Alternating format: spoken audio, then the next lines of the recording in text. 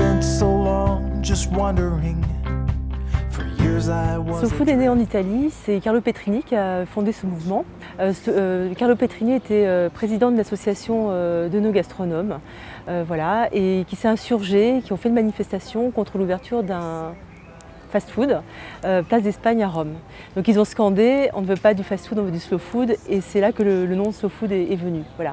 Donc c'est un mouvement né en Italie en 1989, mais qui est aujourd'hui un mouvement international puisqu'il y a plus de 100 000 adhérents dans le monde entier, dans 150 pays. I'm already there, I'm already everywhere.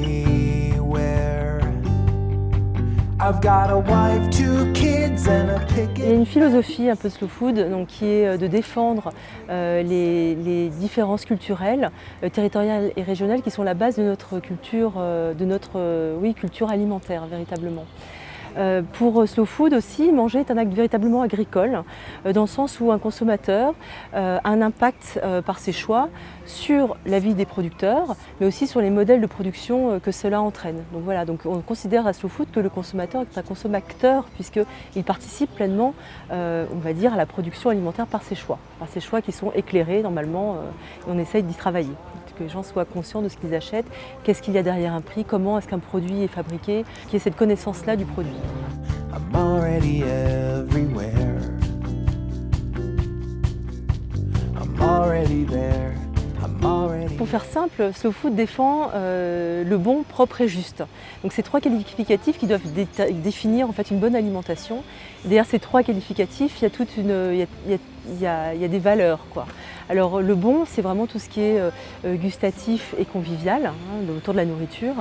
Le propre, c'est bien sûr le respect de l'environnement, le respect de la biodiversité également, mais également le respect de la santé des consommateurs et des producteurs. Et derrière le juste, il y a tout ce qui est éthique sociale, bien sûr, mais aussi la juste rémunération des producteurs par rapport à leur travail, et aussi juste par rapport au prix, pour que tout le monde ait accès, on va dire, à des produits de qualité sans forcément se ruiner. You have lost or you have won.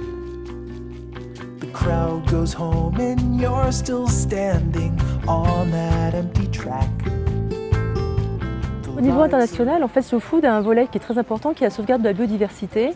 Alors, cette sauvegarde de la biodiversité se fait par 2 outils, que sont l'Arche du goût et les sentinelles. Alors l'Arche du goût, c'est un inventaire. L'idée, c'est de faire monter sur un grand bateau des espèces végétales ou des races animales qui seraient en voie de disparition, pour les expliquer et les faire connaître. I'm already everywhere.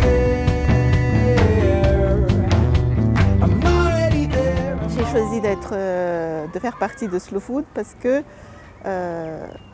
étant donné que je suis née à Madagascar, quand j'ai vécu là-bas jusqu'à mon adolescence, je mangeais que des produits fermiers et bio.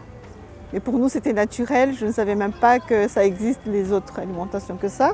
Pour moi, c'est une continuité de vie, de continuer tout ce que j'ai vécu avant pour partager, pour améliorer la façon de s'alimenter.